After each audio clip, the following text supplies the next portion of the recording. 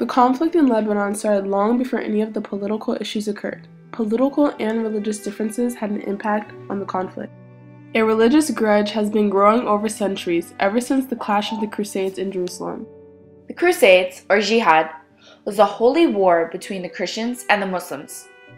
In the beginning, the Christians invaded Jerusalem, which was Muslim territory at the time, and began committing genocide among the Muslims. This was to take control of Jerusalem. The West and Egypt had ties with Lebanon, but when the West attacked Egypt and Lebanon kept its ties with both, Egypt felt threatened. In reaction to this, Egypt and Syria made a pact, an agreement that formed an alliance between the two countries, one to protect Egypt and two to persuade Lebanon to join them. When the United Arab Republic was made, the Muslims in Lebanon wanted to join, seeing that they were the majority, and break the ties with the West. But the Christians of Lebanon wanted to keep the ties with the West and not join. This was the beginning of the conflict. Muslims, being the followers of their believed Prophet Muhammad, and the Maronite Christians who were descendants of the followers of Saint Marmarin, who followed him to Mount Lebanon. Since the president of Lebanon was Christian, naturally he wanted to keep his ties with the West, meaning that Lebanon would not be joining the UAR.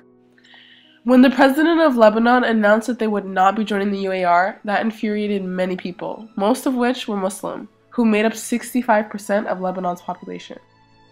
And in the beginning of the rebellion, no one was listening. On the other hand, the Maronite Christians believed that their president had made a very wise decision in not joining the United Arab Republic.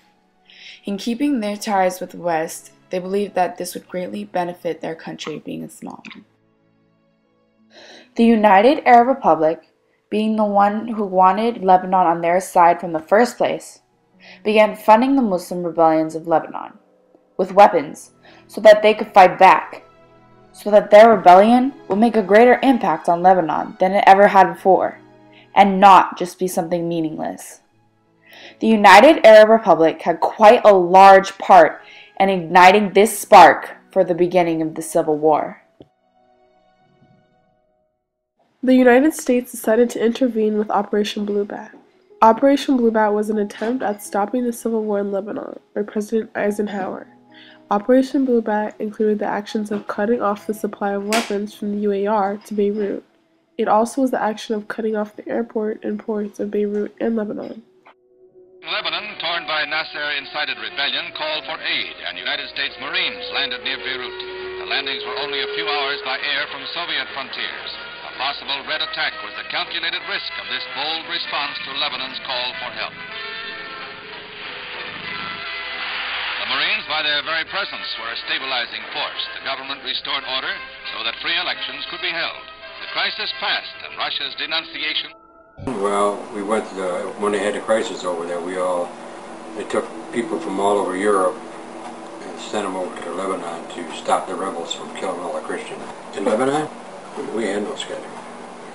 Basically, we didn't even have anything to eat. We had sea ration from the Second World War. That's what they give us to eat.